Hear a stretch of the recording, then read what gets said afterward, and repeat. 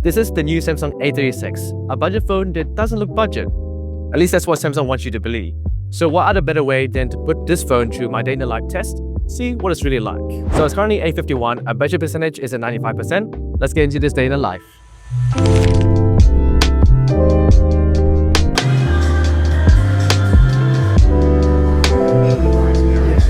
Alright, so it's now currently 10:20 and our budget percentage is at 90%. Let's talk about the display on the A36. So the A36 is equipped with a pretty good display. It's a 6.7-inch AMOLED panel, and it's pretty similar to the one found on the A56, which is also pretty similar to the one found on the S24 FE. So overall, this is one of the best parts of the A36 so far that I have really been enjoying, because this display is very nice. It's got a 120Hz refresh rate, it has a very good peak brightness of 1900 nits, so it's very viewable even in outdoor conditions. And overall, there isn't too much wrong with the display.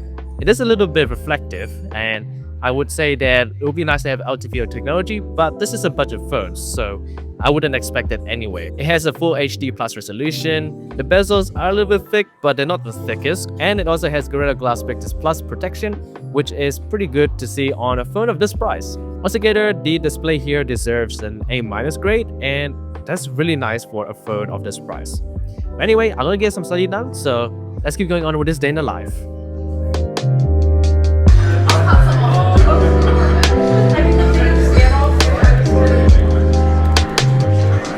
Okay, time to go to my lecture. Different rules and regulations also that can provide us as point Euromonitor.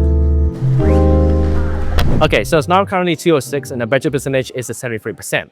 Now let's talk about the performance on the A36. So the A36 is equipped with the Snapdragon 6 Gen 3 and 6GB of RAM, which is what I have over here. And so far the performance has been pretty mid. To be honest, the performance here has actually been pretty laggy. Now, if you are just doing light to medium usage, just a bit of scrolling, a bit of texting, then it can handle it perfectly fine. But if you do anything that's slightly more intensive, multitasking, switching between different apps quickly, and launching apps here and there, then you'll notice that the A36 does consistently lag behind. And I found out that a lot of apps actually relaunch pretty consistently, even though I had used them just recently. Not only that, but I also found that the A36 overheats quite consistently, and especially when you do a few things like just jumping from Instagram to YouTube to Spotify, you'll notice that the phone starts to heat up and get pretty warm. Now this is amplified when you do gaming.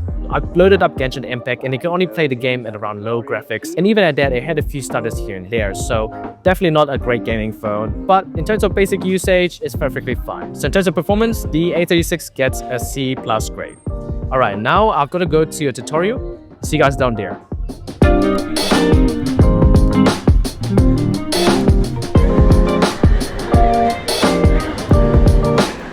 Currently it is 416 and our battery percentage is at 60%. Now I'm going to take a look at the cameras. Well, there's only really two usable cameras on the A36, since one of them is a macro camera that doesn't really do much, to be honest. But anyway, I've got my friend Joe here. We'll take a few photos and see how the photos look on both cameras here.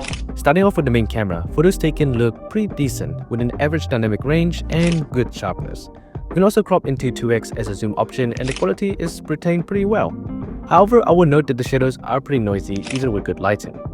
Portrait mode works decently but also looks rather fake, with some of Joe's hair not quite separated from the background. The ultra-wide camera is a bit under average. Colors and dynamic range are decent, but because it's an 8-megapixel sensor, once you look closely, the images start to fall apart a bit and are noticeably pretty noisy. The selfie camera looks natural and has good colors and dynamic range, which is nice. You can shoot up to 4K only on the main camera, which looks a bit noisy as well, and the exposure does shift quite a bit. Overall, the A36 cameras are quite below average with only a decent main camera and a selfie camera, but a poor ultra-wide, useless macro lens, and average at best video quality. Altogether, the A36 cameras deserve a C+. Famous now. He's in this.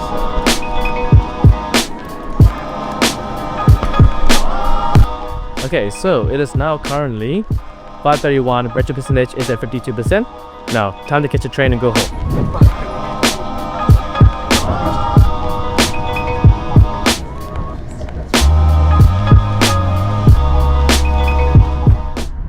Okay, now we're back home. It is currently 6:46 and our budget percentage is at 37%.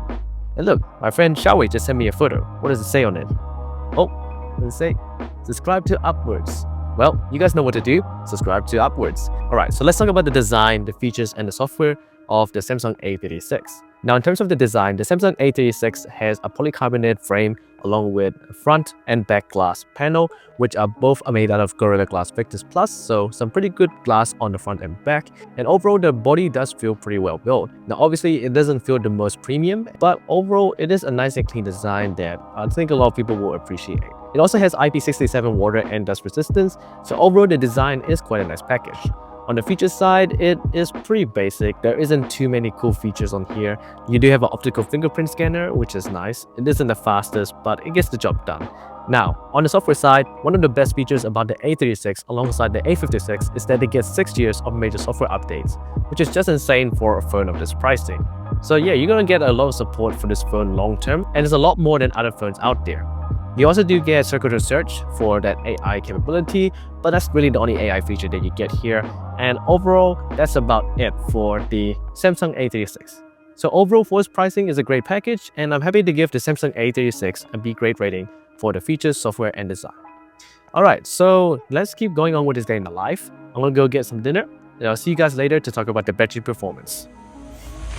Alright, so we've now pretty much reached the end of my day in the life. So it's currently 10:16, the battery percentage is at 16%. Let's take a look at the battery performance to see how the Samsung A36 did throughout the day. Taking a look at our screen on time, we had 4 hours and 52 minutes and our battery percentage is at 16%. So overall, the battery life on the A36 is pretty good, but not anything mind-blowing. It's still a bit behind the A56 in this regard. So for the battery grading, the A36 gets an A- grade. But let's wrap up my thoughts about what I think about the A36 in general. For its final grading, the A36 gets a 70 out of 100 or a B rating, and that is a pretty good rating for a phone of this price. This phone gives you a great display, some average cameras, average performance, but you do get pretty good battery life and a solid set of features, including the 6 years of software support, which is definitely one of the best features of the Samsung A36. So who is this phone for? Well, this phone is for someone who doesn't want to break the bank but also wants good long-term support, doesn't care too much about performance or the cameras, but enjoys watching movies, scrolling, or using social media.